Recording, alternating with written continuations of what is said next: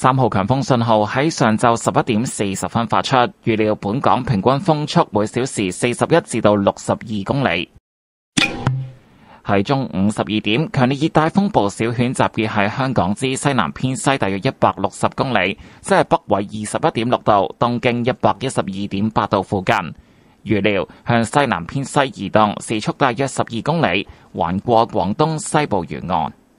小犬繼續遠離香港，本港風力亦都逐步減弱，但係小犬相關嘅雨帶仍然會為本港帶嚟狂風驟雨同雷暴，雨勢有時頗大。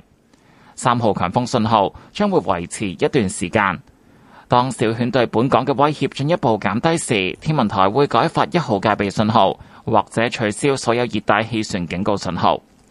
喺過去1個鐘，橫瀾島錄得嘅最高持續風速係每小時69公里，最高陣風超過每小時82公里。